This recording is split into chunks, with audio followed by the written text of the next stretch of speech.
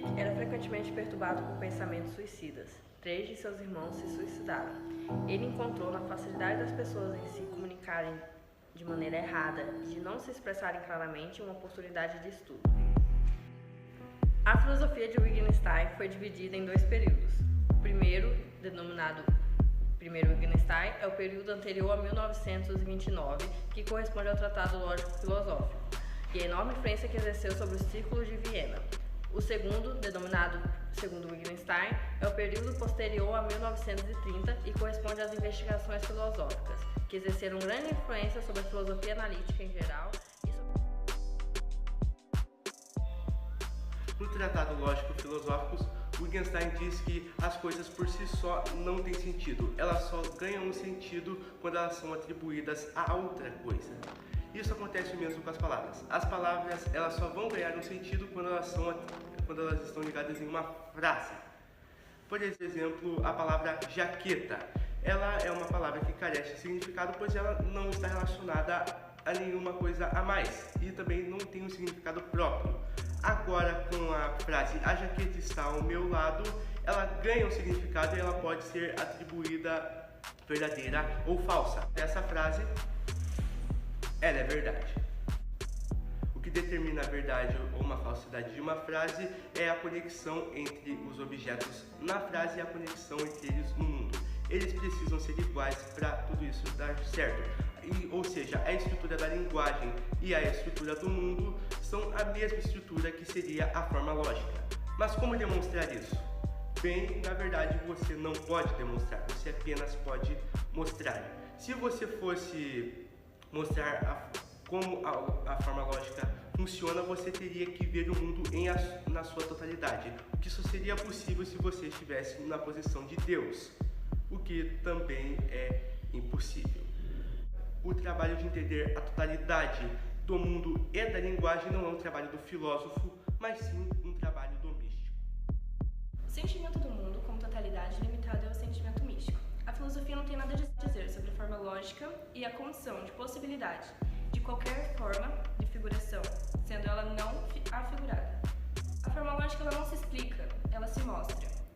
Ao invés de especular sobre a totalidade do mundo e da linguagem, a filosofia deveria se ocupar de uma função mais modesta. Nas palavras de Ludwig, o fim da filosofia é o esclarecimento lógico dos pensamentos. Assim, quando alguém diz que quer algo metafísico como ser ou essência, explicar-lhe que não conferiu um significado preciso, ao dizer que sugeriu que ele reconstrua sua preposição.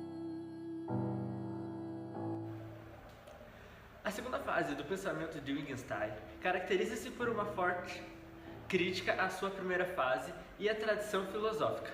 Não há problemas filosóficos genuínos, e sim por uma falta de compreensão do funcionamento da linguagem e outros conceitos. Resumidamente, as palavras mudam mesmo parecendo iguais, afirmando que o verdadeiro significado não está nos objetos que os representam, mas sim no sentido que é apresentado. Ele desenvolveu o jogo de linguagem, que é um conjunto de normas onde as pessoas de determinado grupo utilizam-se de certa linguagem, utilizando as palavras com seu significado próprio. Assim, entende-se que as palavras não possuem um significado próprio representados por um objeto a que se refere, mas sim pela forma com que ela é utilizada. Um exemplo: se o chefe pede ao cozinheiro para que renovem o cardápio, ele vai produzir novos pratos para inovar o cardápio. Agora, se você pede a um agente de marketing que renove o cardápio, ele irá desenvolver um cardápio com conceitos novos, ou seja, irá desenvolver o folheto. Nessa nova abordagem, Wittgenstein coloca em xeque toda a subjetividade da mente, pois ele critica a linguagem privada, já que as pessoas não poderiam ter uma noção do que significa a palavra sem ter a sensação dela. Uma menção que ele faz seria o que se passa com a linguagem que descreve minhas vivências interiores e que apenas eu próprio posso sentir, posso compreender.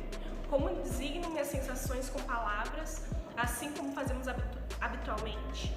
Minhas palavras que designam sensações estão ligadas às minhas manifestações naturais de sensação. Ou seja, como eu poderia compreender uma palavra se eu não tivesse a sensação dela? Como poderíamos explicar para uma criança o que é uma dor de dente se essa criança nunca sentiu uma dor de dente? Em outras palavras, como descrever corretamente, por exemplo, uma dor de cabeça para uma pessoa que nunca tenha sentido essa dor? Essa explicação ficaria apenas próxima do que realmente essa palavra significa. Desse modo, o sujeito isolado, capaz de criar uma rede simbólica de significados arbitrários, isto é, uma linguagem privada, fica afastada do real, ou seja, não seria possível. Para o Wittgenstein das investigações, a linguagem humana, acima de tudo, reside na capacidade de estabelecer uma relação com um outro indivíduo, um outro sujeito, em um processo de socialização de convenções conceituais. O fundamental dessa concepção é que a linguagem se apoia sobre um acordo prévio entre os falantes, isto é, sobre um sistema de normas e convenções sociais,